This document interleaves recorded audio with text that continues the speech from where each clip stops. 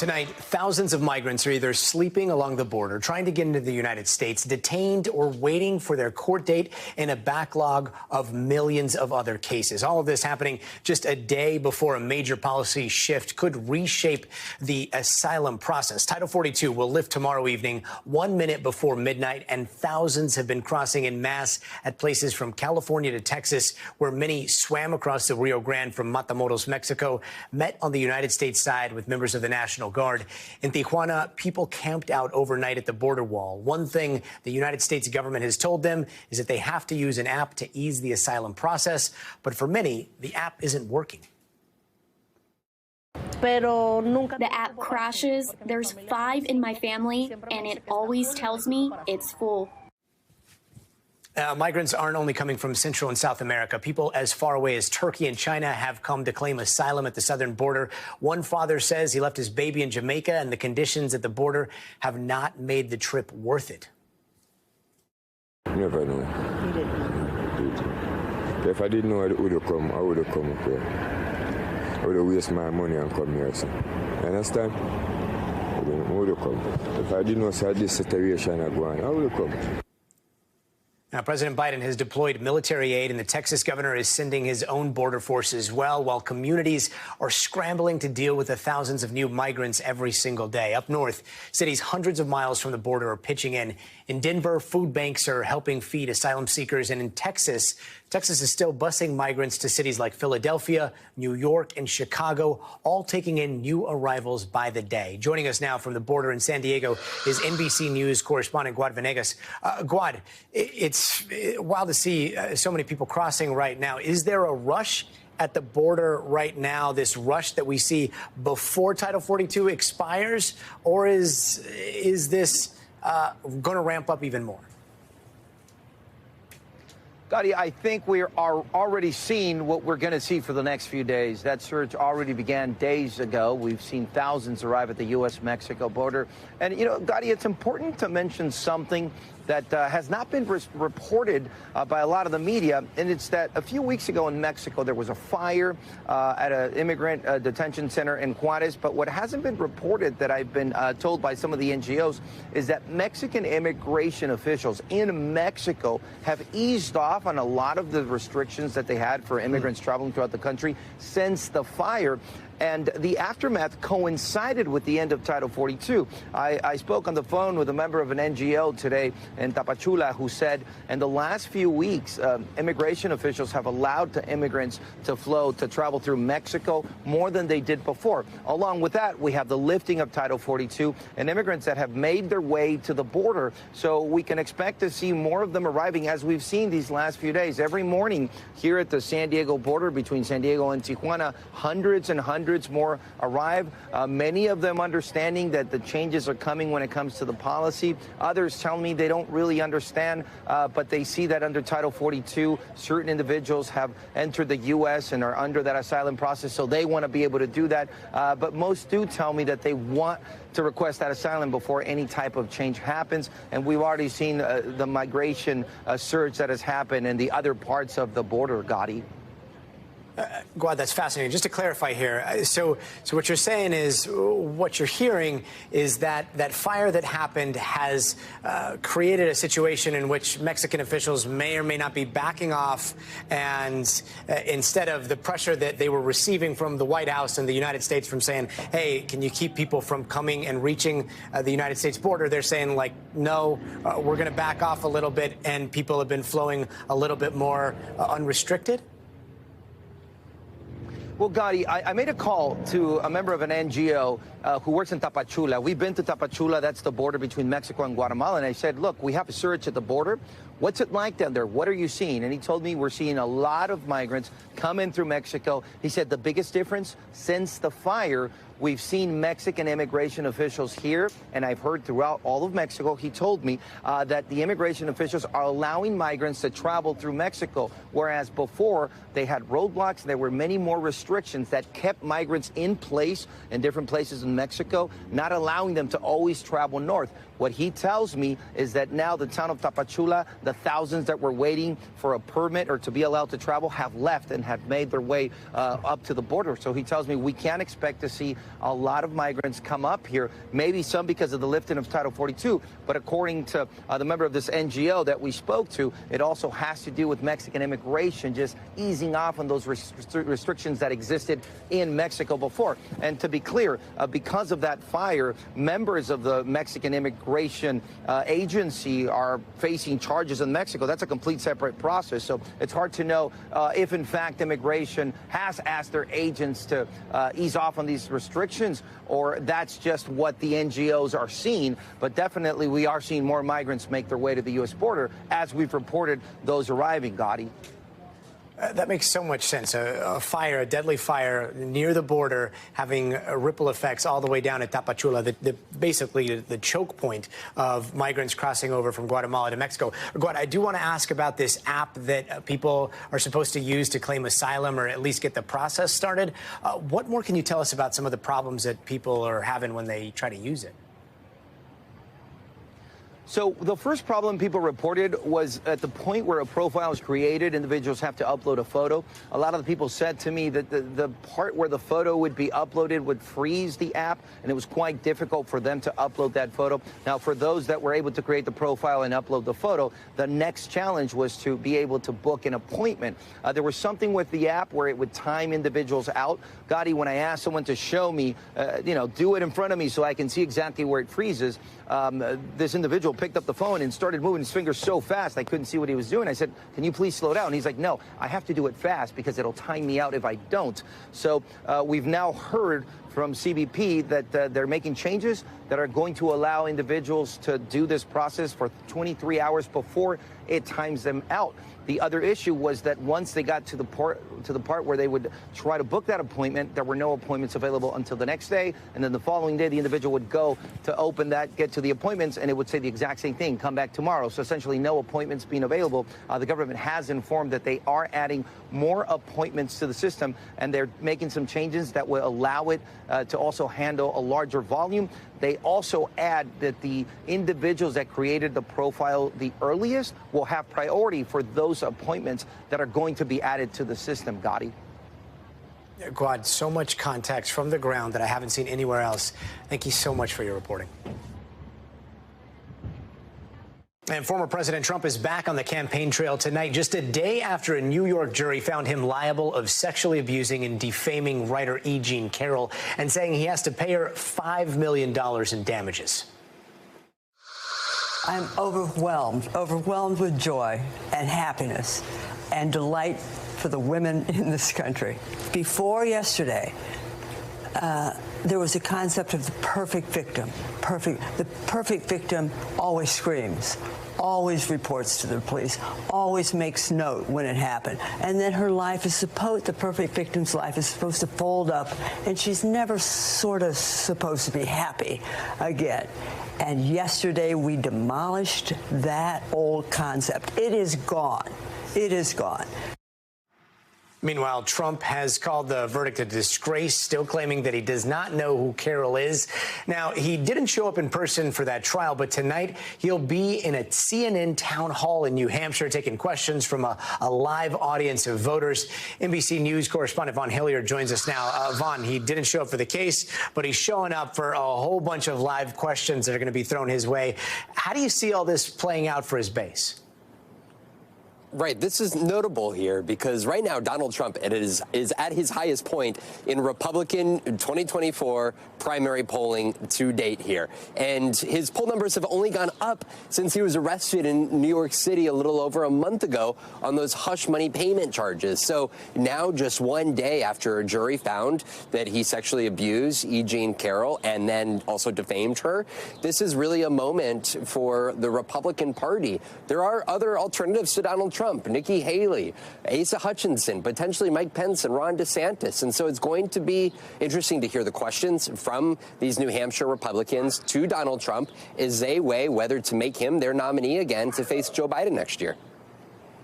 And how much is Trump campaign fundraising off of all of this?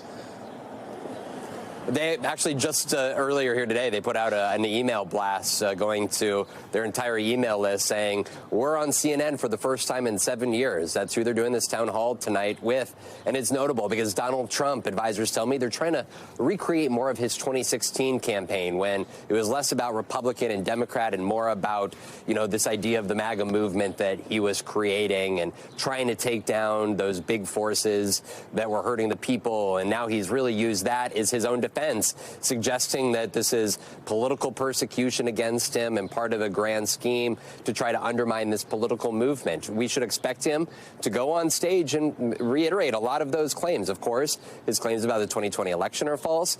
He has not answered a series of questions about the January 6th insurrection. And now we should expect to face questions about the E. Jean Carroll trial in the multiple sexual harassment and sexual assault allegations that are against him. It'll be interesting to hear him over the course of that hour tonight. Gadi. A lot of questions coming his way in New Hampshire. Vaughn Hilliard, thanks so much. And now some good news and bad news on the economy tonight. On the inflation front, things are looking a little better. New data shows inflation is trending down for the 10th month in a row, still stinging at just under 5% now, but lower than the peak of over 9% last summer. But when it comes to the U.S. budget and the ripple effects it could have if it gets stuck, that tense standoff between the White House and Congress over raising the debt limit continues. And the president is preparing to meet again with congressional leaders on Friday after talks yesterday went nowhere. This afternoon, the president blasting some Republicans. They're literally, not figuratively, holding the economy hostage by threatening to default on our nation's debt that we've already incurred. We've already incurred over the last couple hundred years, unless we give in to their threats and demands as to what they think we should be doing with regard to the budget. This would be incredibly damaging. Now we've got Brian Chung following both stories for us tonight. Brian is at the board. Let's start with the debt limit, the gains that we're seeing in inflation. If the budget totally stalls, what happens to things like inflation then?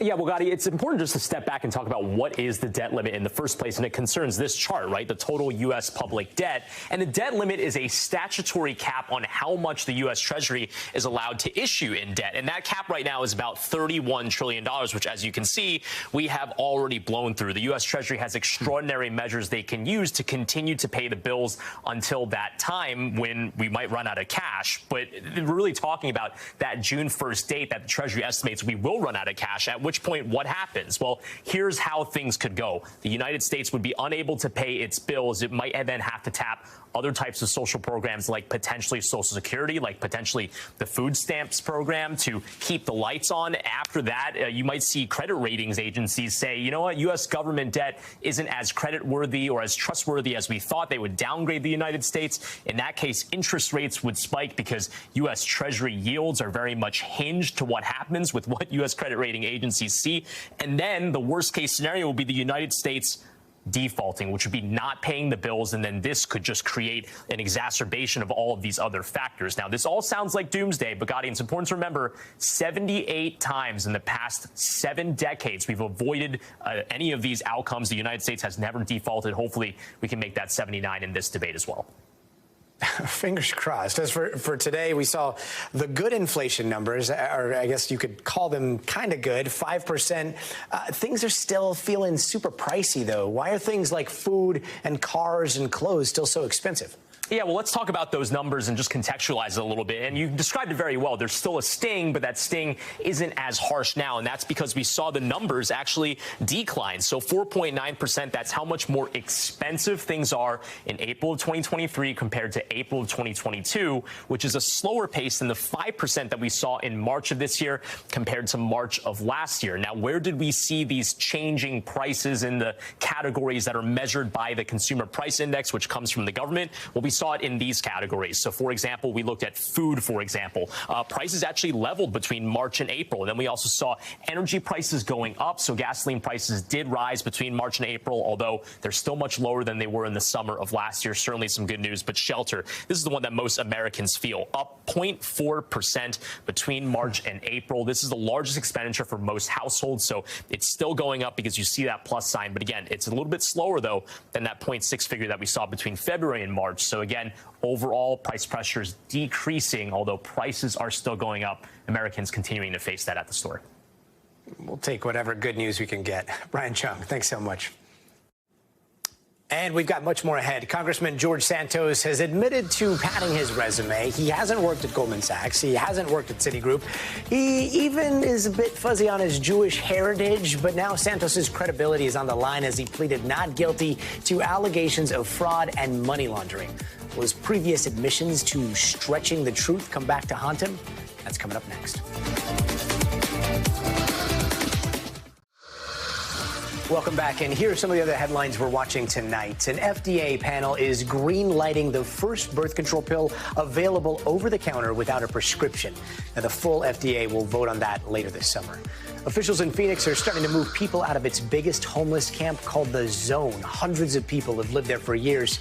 City officials told our Phoenix affiliate that some people were moved into shelters. A couple of months ago, a judge said the area was a public nuisance and ordered the city to start clearing the streets by July 10th. Meanwhile, the entire state of New Mexico is bracing for dangerous fire weather. A combination of extreme dryness, low humidity, and strong winds means all 33 counties are under a red flag alert tonight into tomorrow. And ESPN anchor John Anderson says he's sorry after making a joke mocking an NHL player's name. Zach Whitecloud is a defenseman for the Vegas Golden Knights. He's the first member of the Sioux Valley Dakota Nation to play in the NHL. The joke came during a highlight on SportsCenter earlier this week. Anderson says it's his job to know the player's background and that he, quote, blew it. And negotiations started today for the Directors Guild of America for a new film and TV contract. They want better pay in an era of streaming and inflation, as well as protections for its 19,000 members. Now, this is separate from the Writers Guild strike, which started on May 2nd. This is not someone that I want to represent me with such distrust and such lies. I'm absolutely delighted. He deserves it, and he deserves to go to jail. If he has to quit for lying, everybody else does, and we're going to have an empty Capitol. They're talking about George Santos, Congressman George Santos, who is once again in the spotlight. And once again, he's facing more questions than he would answer. Today, he pled not guilty to 13 counts of federal charges. Now, this indictment by the DOJ is the latest in a string of controversies that the freshman congressman has been in the middle of. The charges include wired fraud, money laundering, theft of public funds, and lying to Congress. He surrendered this morning and was released on a $500,000 bail. He had to give up his passport. Now, if convicted, Santos could be looking at 2 decades behind bars, but he's calling the whole thing a witch hunt. I'm going to fight my battle. I'm going to deliver. I'm going to fight the witch hunt. I'm going to take care of clearing my name, and I look forward to doing that. And again, you will not resign. I will not resign. The way I look at it, I'll be a chairman of a committee in a couple of years if you just look at the standards of Congress. Look at the Senate. Now, House Majority Leader Kevin McCarthy has not asked Santos to resign yet, but he did say earlier that he would not support his bid for re-election, something Santos has said he's going to be pursuing. Santos said today he's running for re-election. Are you going to support him? No, I'm not going to support Santos. You're not? No. I think he has other things to focus on his life than running for election. So you don't plan to support Santos for re-election? That's what I said. NBC Capitol Hill correspondent Ali Vitale joins me now. Ali, so he's back on Capitol Hill tomorrow, like business as usual, except for more awkward? I guess. I mean, it was pretty awkward when he got here, but the fact now that this is ultimately where we thought that it might go, which is straight into the belly of the legal beast now for George Santos, is striking because now you have the leader of his party saying, okay, he might not be asking for him to resign, but he's not going to be supporting his re-election bid. That does, again, put Santos in a pretty awkward position, but I don't know that it could get more awkward than what it's been for the last few months because, frankly, all of my sources look at Santos as sort of a necessary evil with the majority the way that it is for Republicans. They don't want him around. A lot of people think he's a joke, or in this case, now he's in legal jeopardy on top of that. But more than that, they know that they need his vote because McCarthy only has a slim majority to work with, and Santos is part of that. You heard it, Ali Vitale saying that it can't get more awkward. We're going to check back with you on that. Let's rewind just a bit here. Yeah, we'll be checking back probably tomorrow. So I keep trying to keep tabs on who he has and who he doesn't have in his corner. I do want to play this moment from the State of the Union where Mitt Romney shared some thoughts on Santos before all this. Take a listen. Look, he's a sick puppy. He shouldn't be there. Given the fact that he's under ethics investigation, he should be sitting in the back row and staying quiet instead of parading in front of the president and people coming into the room. And he shouldn't be in Congress. And they're going to go through the process and hopefully get him out. And but he shouldn't be there. And if he had any shame at all, he wouldn't be there. That's February 8th, and after this latest development, there are a bunch of Republicans calling on him to resign now, right? So I got to ask, who are his friends in Congress right now? They are very few. I think that it's less that he has friends and more that he has people who need him to stay exactly where he is. Because you're right, there are a lot of people within the Republican Party right now saying that Santos shouldn't be in Congress. Many of them are his fellow New York Republicans. Almost, I think all of the freshmen from the New York delegation who came into Congress with Santos have said he should not be in Congress anymore. They, of course, reiterated their calls for him to resign after these counts of indictment came down. But then you have Kevin McCarthy, of course, not going so far as to say he should resign. You saw there that he won't back his reelection bid. But then there's also one other voice that was added to the conversation this morning, Congressman Tony Gonzalez, saying not that Santos should resign, because clearly he's not looking to go anywhere. Instead, saying that Santos should be expelled. And what's interesting about that is that again puts the call to action directly at the feet of Speaker McCarthy, who is again reluctant to do anything here. But if expulsion were an option, frankly, they would probably have the votes for it if they brought it to the floor, just because it requires a 2/3 majority of Congress to do it. And I think that you could probably cobble those numbers together. Certainly, Democrats would be on board for this, Gadi. And the Republicans that I talked to, I think, if given the opportunity, would be happy to rid themselves of this problem.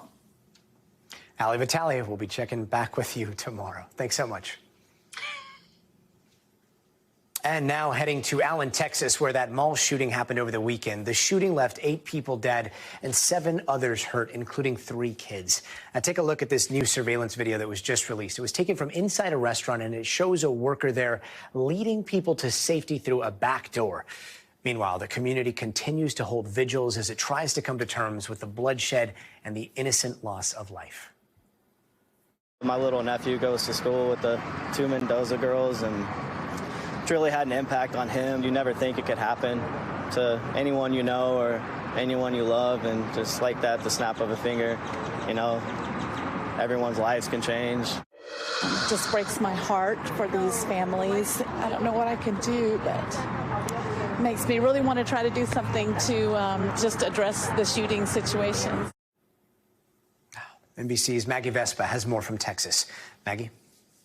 The vigils continue here in Allen, where you can see behind me tents are now set up to protect mourners and this memorial from forecasted rain. And at the same time, a lot of questions still loom about how the alleged shooter, police say his name is 33-year-old Mauricio Garcia, was able to obtain the 8 weapons authorities say he had on him and in his car on Saturday when he carried out this mass attack, which they now say lasted all of 4 minutes. The first reason for those questions was that the Army confirms back in 2008, Garcia was kicked out of basic training after 3 months for what they call general mental or physical health issues, and they won't specify if it was physical or mental.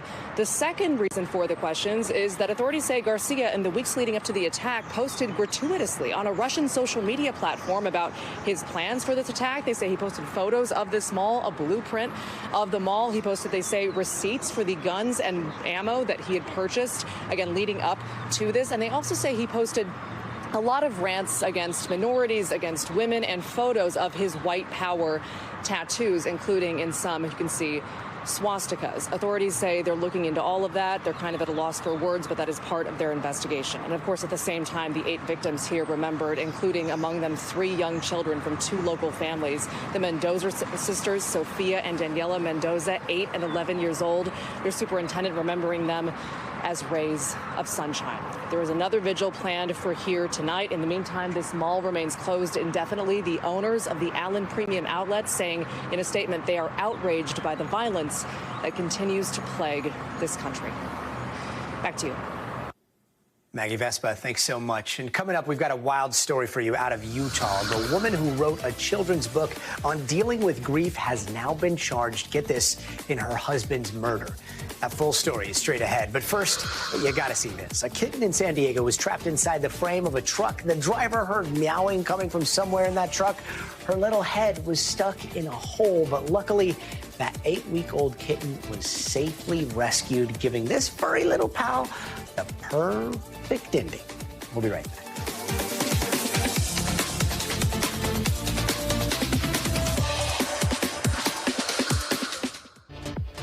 Welcome back. Let's get you caught up in 30 seconds. We are keeping a close eye on the southern border. The COVID-era policy known as Title 42 that has turned away migrants is being lifted tomorrow, 1 minute before midnight. And Republican Congressman George Santos pleaded not guilty today to 13 federal charges. He's accused of stealing from his campaign and lying to Congress. He's out on a $500,000 bail. And inflation is getting a little bit better. It's slowed for the 10th month in a row. Prices for just about everything are still very high, but they say we're making progress. So we've been talking so much about the sheer humanitarian impacts on the border crisis, and now we want to talk about a very controversial policy that the U.S. might be about to put into place. According to 3 sources with the Department of Homeland Security, the Biden administration could allow some migrants at the southern border to enter the U.S. without being tracked, and border centers would be allowed to release some on parole without court dates. Now, this is all happening just a day before Title 42 lifts, and while thousands try to get into the United States, just yesterday, Border Patrol caught 11,000 migrants crossing the border, and that is just in one day.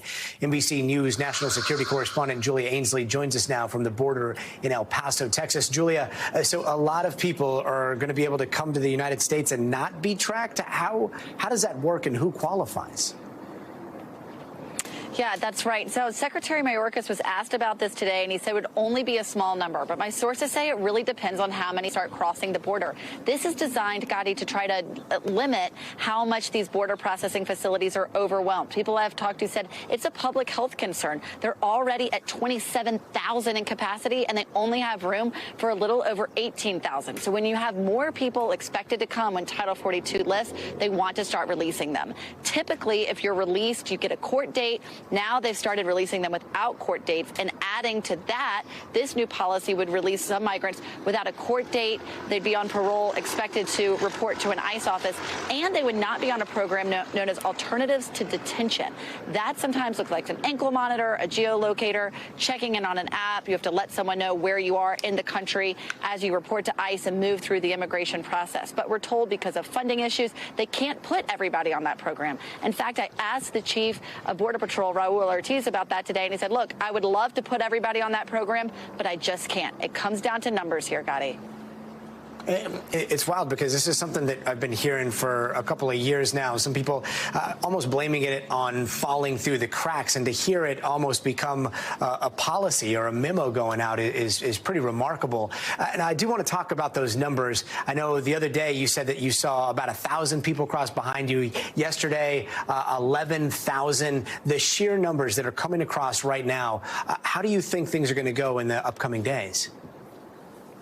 Well, Raul Ortiz today, the chief of Border Patrol, said he's looking at potentially 13,000 to 14,000 migrants crossing per day. He doesn't believe it's going to be the 18,000 figures that some people have predicted. And I will say as well, when we go back to that policy that we understand is in the works, they do say that those released will have been vetted. So these are people who don't appear to pose a national security risk to the United States. But Secretary Mayorkas today was asked about the border and whether or not it's secure as we look at these numbers increase. Here's what he had to say. Let me be clear. The lifting of the Title 42 public health order does not mean our border is open. In fact, it is the contrary. Our use of our immigration enforcement authorities under Title 8 of the United States Code means tougher consequences for people who cross the border illegally. And Gadi, he's not wrong. There are some tougher consequences that are going to be put in place tomorrow night, right as Title 42 lifts. In fact, we just found out right before it came on air that they're going to require families to go on those alternatives to detention programs that I talked about. The head of the household will have to wear a geolocator, perhaps an ankle monitor, and they'll even be subjected to a curfew.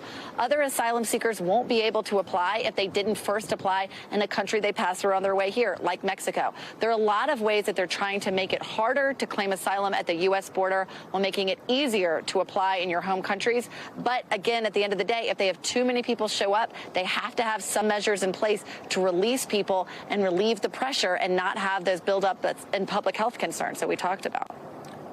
And Julia, do we know anything about the growing backlog within immigration courts? We've been hearing numbers and dates that extend all the way out into 2025, possibly 2026, when people are told that's when you're going to be seen by an immigration judge. Any light you can shed there? Yeah, Gadi, and those are just the people who have court dates. We already know that 600,000 or more have been released without court dates, and now with this new policy, it appears many more could not have court dates. That means they have to report to an ICE office and then later get a court date in the process. It also means that sometimes they fall through that one-year window when they're supposed to apply for asylum. But right now, for people who do have court dates, there's a 2 million case, over 2 million case backlog just to be seen in an immigration court. So that can mean waiting years. And in the meantime, a lot of asylum seekers are left without being able to work. They do try to get a temporary work authorization, but sometimes that doesn't come through in time. There's a lot of confusion, a lot of waiting around, and those numbers, that backlog is only growing and expected to grow more. It's a complicated system. Expected to grow more when we're seeing days where 10,000 people cross a day. Julia Ainsley, such a complex issue. Thank you so much for being there. And peanut allergies are one of the most common food allergies in the United States. And for some people, they can be deadly. So there is a promising new treatment that might prevent these severe allergic reactions, especially for little ones. And NBC's Dana Griffin is taking a look. When Sarah Qureshi's daughter, Zara, was just 9 months old, she discovered she had a deadly peanut allergy. The first thing I thought was my child is going to die. I went through a lot to have Zara, and it felt in that moment like she was being taken away from me. While there are options for peanut allergy sufferers over the age of 4, up until now, there's been almost nothing that could be done to help allergic toddlers. But tonight, a breakthrough therapy researchers say will save lives. This is really aimed at providing an accidental exposure buffer. It's a patch for 1 to 3-year-olds that delivers peanut protein to the skin, working to desensitize some of the youngest peanut allergy sufferers. Your child is gaining protection. You have to have more peanut to cause a reaction. According to the study published in the New England Journal of Medicine, after 1 year on the patch, 67% of toddlers increased the amount of peanuts they could safely ingest. That's double compared to kids that just got the placebo. With few serious adverse reactions in the Phase 3 trial, doctors say the results are promising, but do offer caution, saying this isn't a cure, but a life-saving tool for children who are accidentally exposed to peanuts. Oh, it would be huge. A patch where we're not even thinking about it, where she doesn't have to think about it or feel anxiety would be amazing. A patch offering parents peace of mind. Dana Griffin, NBC News. Dana, thank you so much. A woman in Utah has her husband die suddenly, so she writes a kid's book about the grief. And now she's being charged with his murder. Yesterday, the mother of 3 was arrested in Utah, accused of poisoning her husband with a lethal dose of fentanyl. He was found dead in the family's home in March of last year. This March, she published that children's book called Are You With Me? It's just comforting to them to know that, you know, they're not living this life alone. Like, Dad is still here. It's just in a different way. NBC's Erin McLaughlin has more on this story. In your personal life. So my husband passed away unexpectedly last year. Tonight, the family of Eric Richens, the man allegedly murdered by his wife turned children's book author, is speaking out. They feel like there may be some justice here for Eric. According to search warrants, Eric's family told investigators they believe his widow, Corey, had something to do with his death, advising the father of 3 had warned them that if anything happened to him, she was to blame. Why did he stay with her? The boys. I mean, he was by all accounts just an amazing father. He wanted to be with his kids as much as possible. Police arrested Corey on Monday near Park City, Utah, alleging the 33-year-old poisoned her husband in March of last year with a massive dose of fentanyl.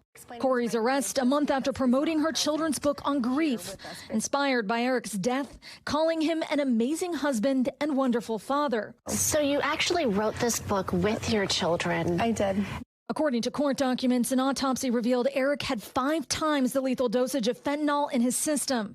Corey told responding officers that night she'd made Eric a Moscow Mule to celebrate closing on a house for her business. On 2 separate occasions, according to the documents, Corey had purchased $900 worth of fentanyl pills prior to Eric's death. And investigators say Eric had recently changed his will and life insurance from his wife to his sister without her knowledge. The warrant states he didn't tell his wife because, according to his sister, he believed Corey might kill him for the money, and he wanted their kids to be financially secure.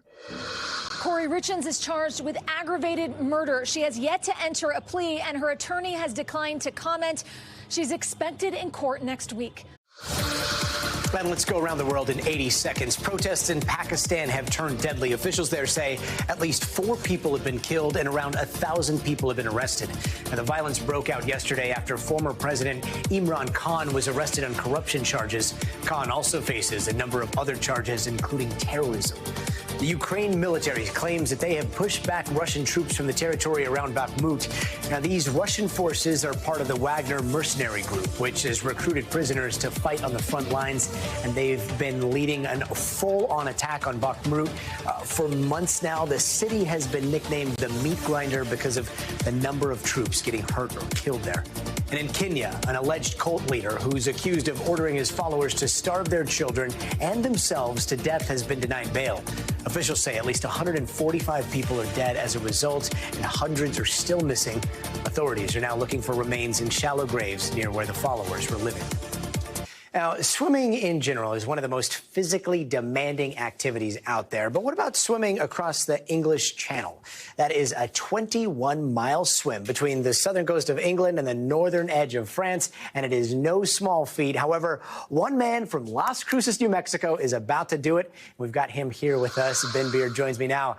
Ben, thanks so much for being with us. I want to talk about what made you want to do this. What's the story here and the story behind the foundation you're supporting? Yeah, thank you so much for having me. I'm excited to be able to share my story.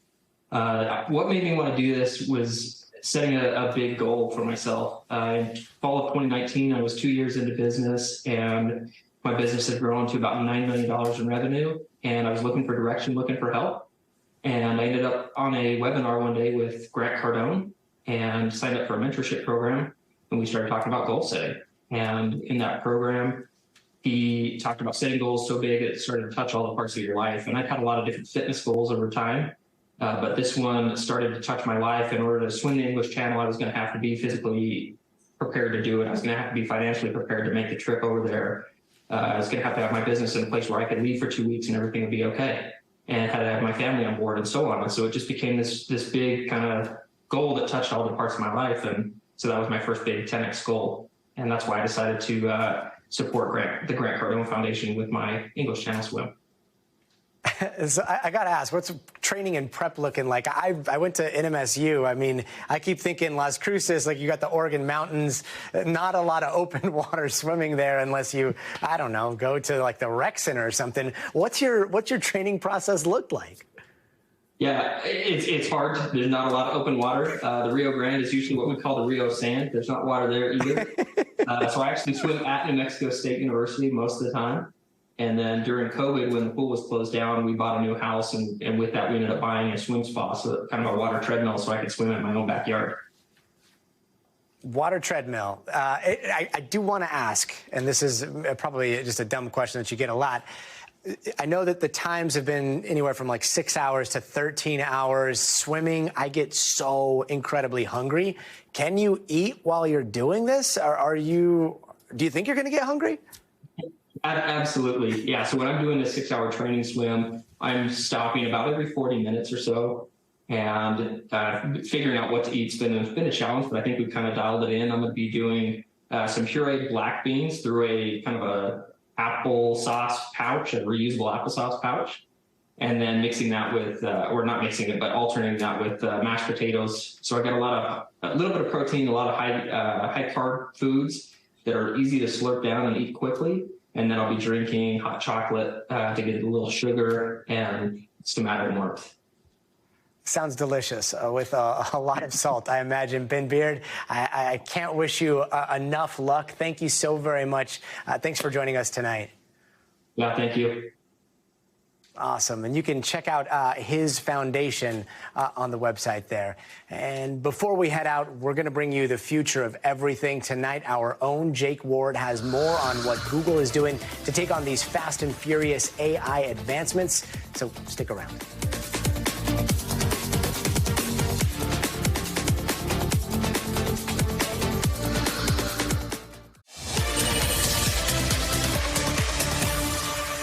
And now to the escalating AI arms race between corporate giants vying to dominate the emerging technology. Less than a week after the White House asked key leaders to ensure safety before rolling out new artificial intelligence features, today Google unveiled a whole bunch of them. NBC's Jake Ward reports. As you may have heard, AI is having a very busy year. It's Google versus Microsoft, locked in an AI race. And today, Google came out swinging. From Gmail and photos to maps, these are just a few examples of how AI can help you in moments that matter. The tech giant built on search, announcing new tools. AI software to build presentations, analyze and enter data, and write content. The kind of things humans are typically paid to do. We can see the true potential of AI as a collaborator. Aparna Papu runs Google's Workspace platform. Are the tools that you are building going to cost people their jobs? The tools that we're building are here to help people. Whether you're at work or at home in your personal lives, it's to help you get more done. But concerns are growing that the same tech companies that dominated data collection in the past will use it to dominate the market for AI in the future. We need to be especially vigilant about to make sure that incumbents are not using their existing dominance in ways that are unlawful or anti-competitive. President Biden has warned top tech CEOs about AI's potential danger, and a Senate committee today announced an AI oversight hearing for next week. Should there be more regulatory input or maybe even democratic input into how you guys debut these products? Well, first of all, I think that none of these things can supplant human ingenuity or creativity or spontaneity or any of the things that are just what make us unique as human beings. But to your point about responsibility, it's important for society to play a role in this, and so we look forward to engaging with the government in this. The world's biggest tech companies releasing products that could change all our lives in their fight to stay on top. Jake Ward, NBC News, Mountain View, California. Thanks, Jake. Google also revealed some new features when it comes to AI-generated content and how people will be able to tell the difference between what's real and what's artificial. And we're going to talk about that tomorrow when we sit down with Google's technology expert, Justin Burr. Now, just last month, the White House announced plans to use nearly $500 million for clean energy products at a former coal mine. Some of those mines are being turned into solar farms, but other projects are looking at new ways to use the inside of mines to fight climate change. CNBC's senior climate correspondent Diana Oleg has more. Underneath an unremarkable warehouse in northeastern England lies an abandoned coal mine. It is a relic of energy's dirty past, but a potential gold mine for its clean future by providing geothermal energy for homes and buildings. Abandoned coal mines can be full of water, especially when the mining has ceased. So that water will contain heat. Here's how it works. Abandoned coal mines fill up with water. By drilling boreholes way down below, that water can be brought to the surface with pumps and then passed through heat exchangers and heat pumps in buildings and homes. The first ever neighborhood mine water heating scheme in Great Britain just went into full operation at the end of March and will eventually serve over 1,200 homes. Hopefully, most of these schemes, if not all of them, will be able to operate at a similar or better cost to the traditional fossil fuel heating schemes we have at the moment. Geothermal heating is not new, but taking it from abandoned coal mines has yet to take off, especially in the U.S. Even in the dead of winter in Pennsylvania, it's still warm in a coal mine. Yes, it's going to stay at a consistent temperature year-round, despite what's happening outside. Natalie Cruz-Daniels, with her students at Ohio University, is studying abandoned mines in Appalachian, Ohio, to see which ones are close enough to towns to be used for home heating. Coal fields run under at least 20 states in the U.S., and here in Ohio, there are more than 4,000 abandoned abandoned coal mines just like this one. In other words, a wealth of opportunity for geothermal energy. Back in 2007, the U.S. Department of Energy reported that the amount of water currently being discharged from underground coal mines in just the Pittsburgh coal seam could potentially be used to heat and cool roughly 20,000 homes. So why aren't we doing that? Bruce Daniels says that while it's a relatively inexpensive form of clean energy, the location and legacy may be liabilities. I think some of it's out of sight, out of mind, right?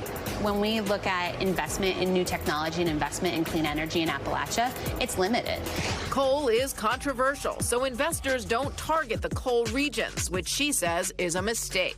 In a less predictable climate and in a warmer world, this opens up an opportunity for turning this legacy, this liability, into a resource.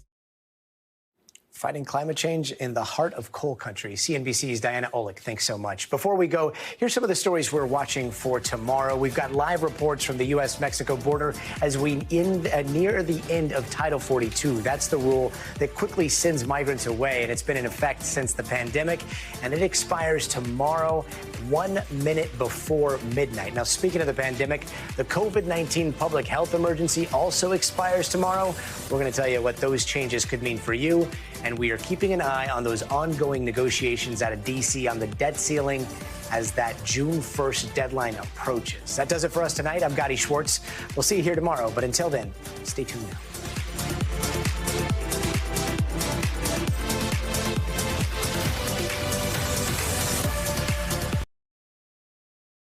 Thanks for watching our YouTube channel. Follow today's top stories and breaking news by downloading the NBC News app.